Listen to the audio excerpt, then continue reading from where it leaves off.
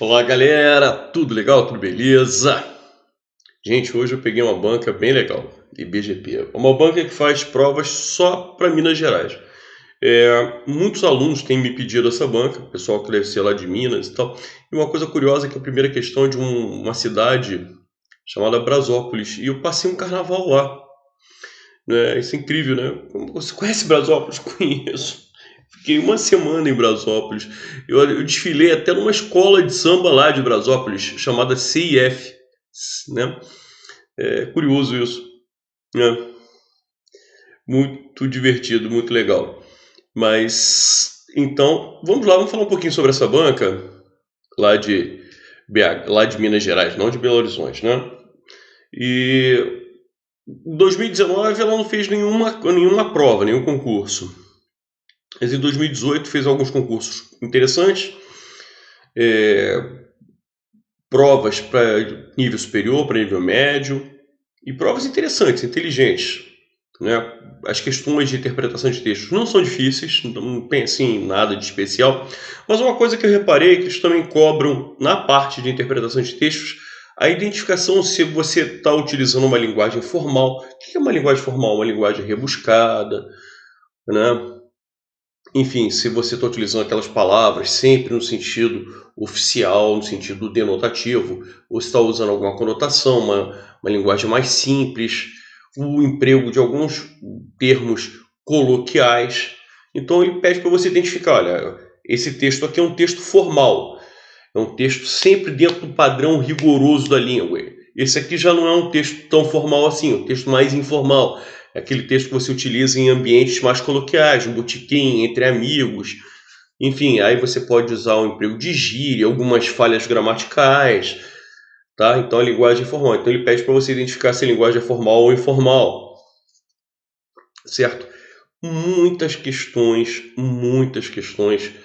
de conectivos. Eles adoram questão de identificação de função dos valores semânticos de conjunções e preposições. Tá legal? Quando a conjunção da ideia de causa, consequência, finalidade, se a preposição introduz uma ideia de comparação, se introduz uma ideia de causa, né? Então, muito trabalho de semântica em cima de conectores, muito. Identificação de funções sintáticas, se aquela função sintática é de sujeito, objeto direto, objeto indireto, tá? Muita questão disso, muita questão. Tipos de sujeito, ele vi cobrando em prova. Fiz o trabalho, sujeito é o quê? Desinencial. Embora não esteja explicitado, o sujeito é o pronome eu. Né? Classes gramaticais, né? Eu trouxe hoje, inclusive, duas questões de classes gramaticais muito interessantes. Uma coisa que eles gostam de cobrar, por exemplo, a diferença entre a conjunção integrante e o pronome relativo, também é outro assunto que nós trouxemos. Então, outro assunto muito importante, muito, é essa identificação, essa distinção entre a conjunção integrante e o pronome relativo. Bom, vamos lá. E falando, né, sobre o pronome relativo também, o emprego do pronome relativo, sobretudo relacionado à parte de regência.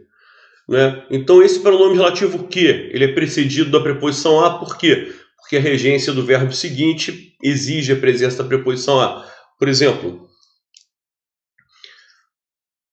o filme a que assisto. Então, o filme a que assisto. Por que eu tenho que trabalhar com essa preposição a aqui? Porque o verbo assistir, no sentido de ver, é transitivo indireto, regendo a preposição a. Então, é um assunto, né, essa questão, né, o emprego do pronome relativo aqui, do pronome relativo que ele envolve aí dois aspectos. O estudo, o conhecimento do pronome relativo e, ao mesmo tempo, a regência do verbo assistir. Então, a ideia do trabalho de emprego de pronome relativo relacionado à regência, certo? O filme de que nos lembramos, tá? Então, olha lá, por que eu usei a preposição de antes do que? Porque quem se lembra de alguma coisa, certo? É o filme. O filme que lembramos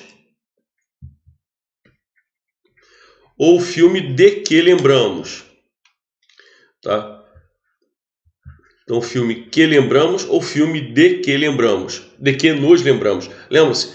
Verbos lembrar, esquecer, certo? Ou você tem pronome oblíquo e preposição, então olha lá, tem o pronome oblíquo nos, tem a preposição de, ou você não tem nenhum dos dois. O que você não poderia ter? É a preposição sem ter o pronome oblíquo. Então, eu lembro do filme, isso está errado. Eu me lembro do filme, ou eu lembro o filme. Ou você usa os dois ou nenhum dos dois. E aí eles pegam esse tipo de informação de regência verbal e aplicam no emprego do pronome relativo. Olha lá.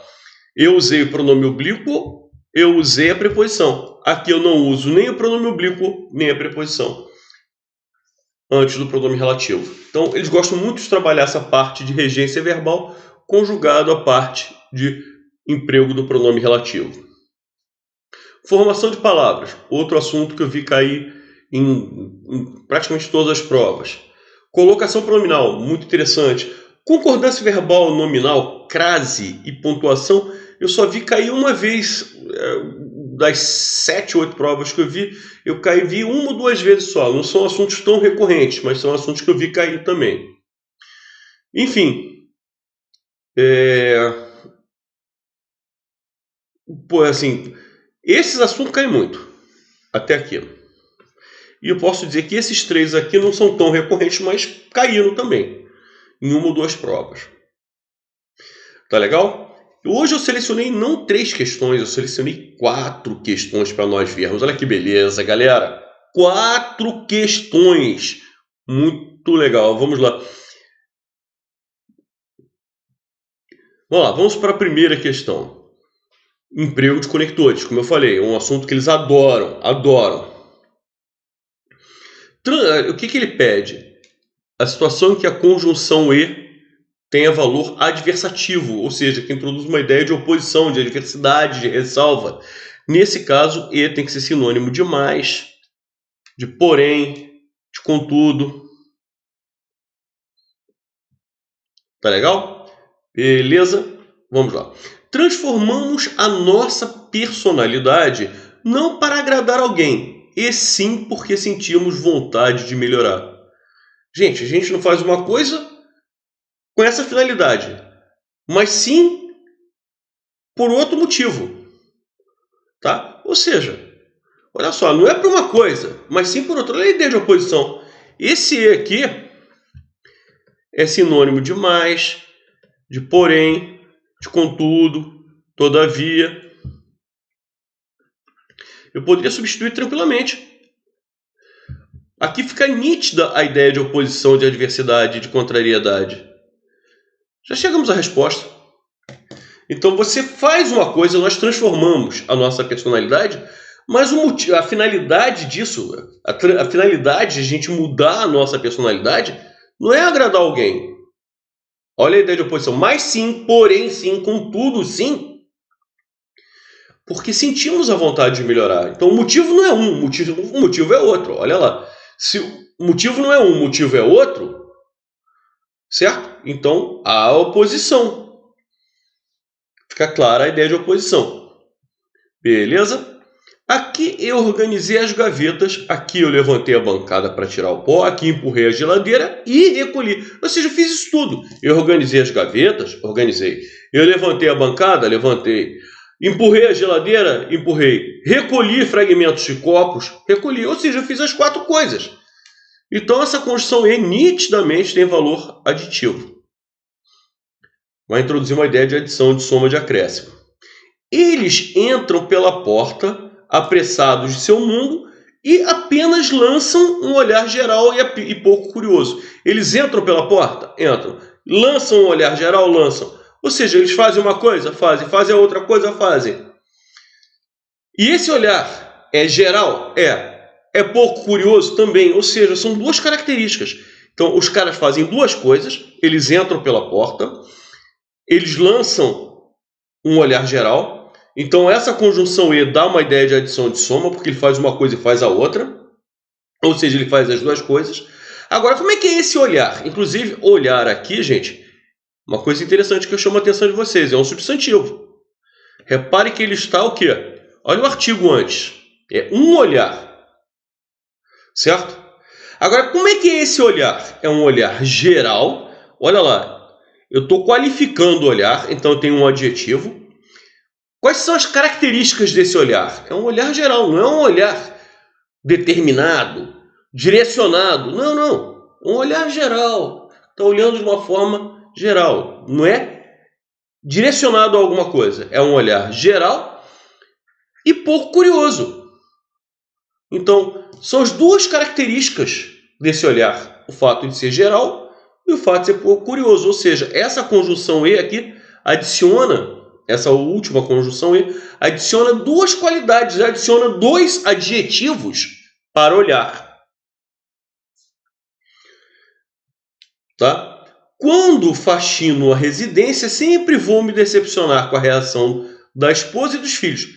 Ou seja, vai se decepcionar com a reação da esposa e também dos filhos. Ou seja, deles todos. A ideia também é de adição, de soma, de acréscimo. Então, questão número 1, de conector E, valor aditivo. Lembra, quem gosta muito também desse tipo de questão, se o E tem valor aditivo, valor adversativo, tá o FGV, né? FGV que gosta muito desse tipo de questão. Essa questão de colocação pronominal é muito legal, gente, também. Muito, muito bacaninha, muito bem feita. Vamos lá. E que as liberdades e os direitos especificados na declaração devem ser garantidos a todos, que é garantido a alguém. Isso aqui é um objeto indireto, gente. Inclusive, observe a presença da preposição a. É objeto indireto. Você está garantindo alguma coisa a alguém. Certo? Então, esse a alguém, com preposição a, é objeto indireto. Antes de mais nada. Beleza? Tranquilo, galera? Maravilha. Olha aí. Então, o primeiro aspecto é esse. Ele é um objeto indireto.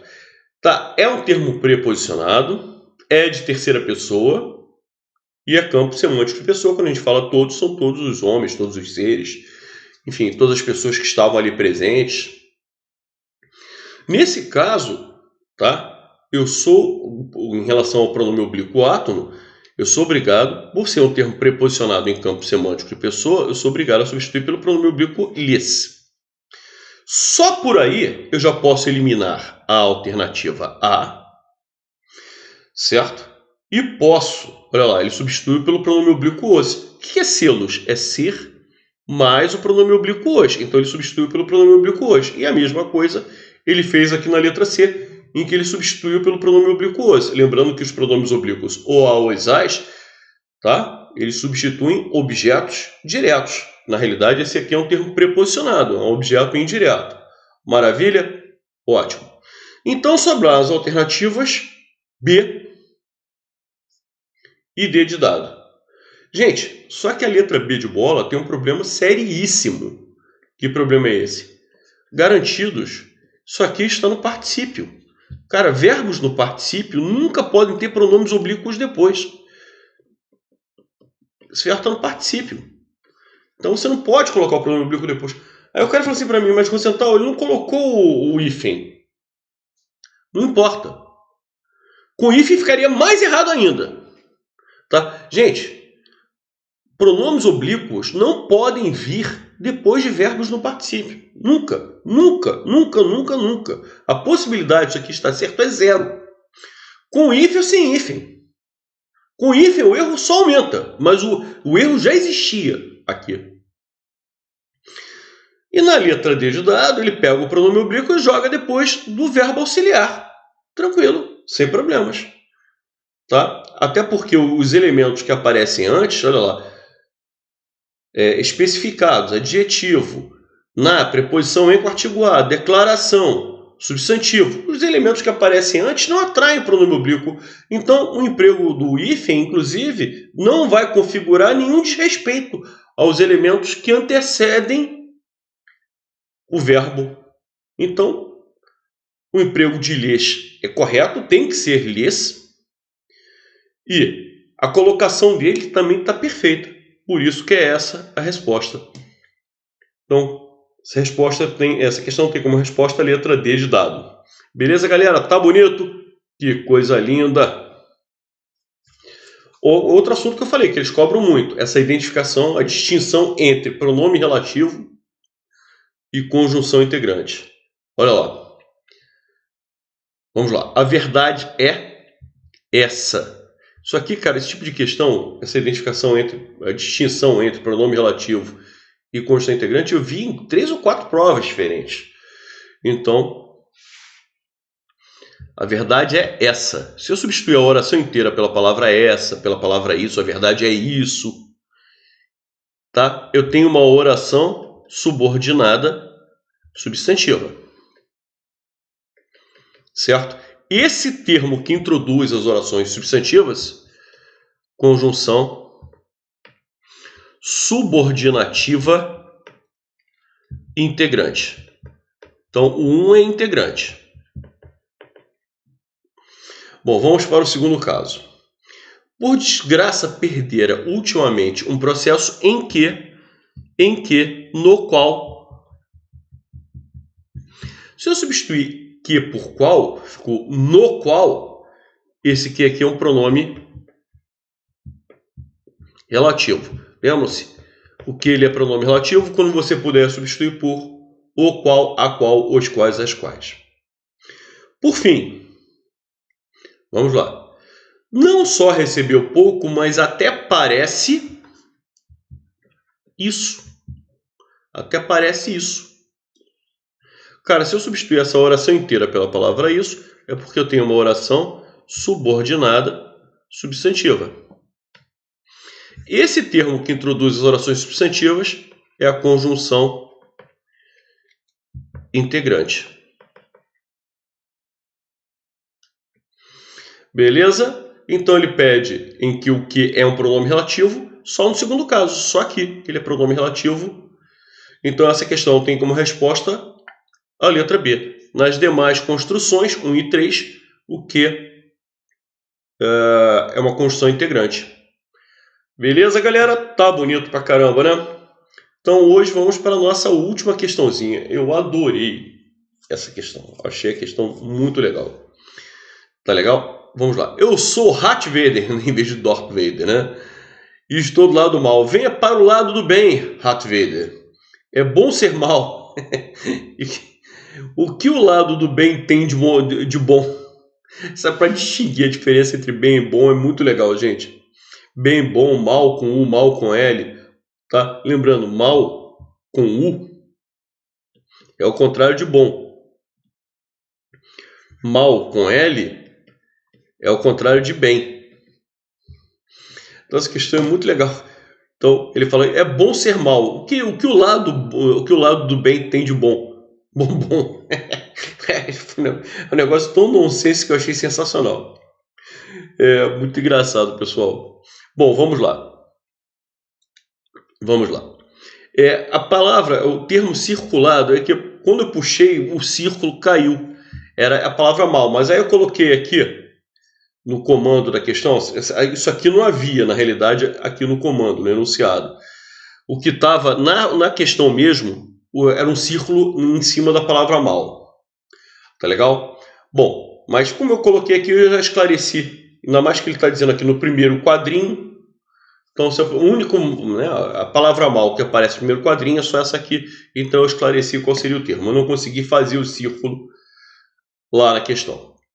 Bom, galera, vamos lá. Mal, para começar, mal com L é o contrário de bem. Mal com U é o contrário de bom. Tá? Ele é um mau menino. Ele é um bom menino. Se eu substituir mal por bom, esse mal com U por bom, certo? Esse mal é com U. E é um adjetivo. Tranquilo? Ótimo. Perfeito. Agora, mal com L, tá? É o contrário de bem. Isso está Vamos lá. Isso está mal feito, está bem feito. Então, se eu substituir mal por bem, tá? Esse mal é com L. Geralmente, tá? Geralmente é um advérbio. Tá legal? Geralmente é um advérbio. Mas antes de qualquer coisa, por exemplo, nas letras B e C, ele diz que se opõe a bom. Não, não se opõe. Eu estou do lado do bem. Você não está do lado do bom. Eu estou do lado do bem. Certo? Geralmente é um advérbio. Mas olha só, o que é o do que aparece antes desse mal? O que é esse do aqui? Tá? É a contração da preposição de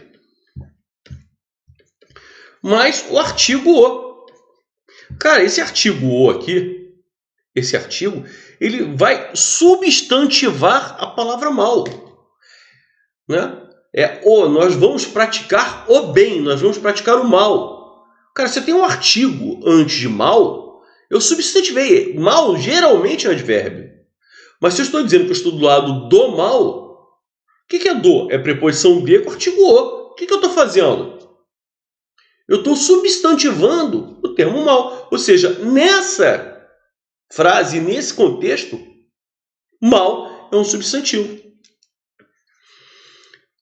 Por isso que tem como resposta a letra D de dado. Questão muito legal, com uma charge muito interessante, mexendo essa diferença entre mal com U, mal com L, qual é a oposição que está sendo feita, e se ele é um advérbio, né? No final a gente descobriu que está em oposição a bem, você está praticando o bem, você está praticando o mal.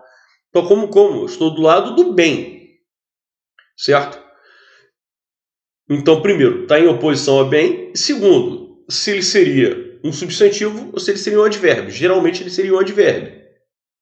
Mas o contexto, sobretudo com a inserção do artigo antes de bem, faz com que o termo seja substantivado. Ou seja, nesse contexto, ele é definitivamente um substantivo. E a resposta é a letra D de dado. Beleza, galera? Então vimos aqui mais um rumo à posse, né? Vocês estão ficando cada vez mais craques e cada vez mais próximos dos sonhos de vocês.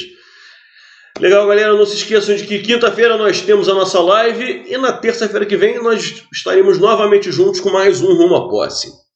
Valeu, galera, muito obrigado pela presença de vocês. Não parem de estudar. Grande abraço para todos. Até a próxima.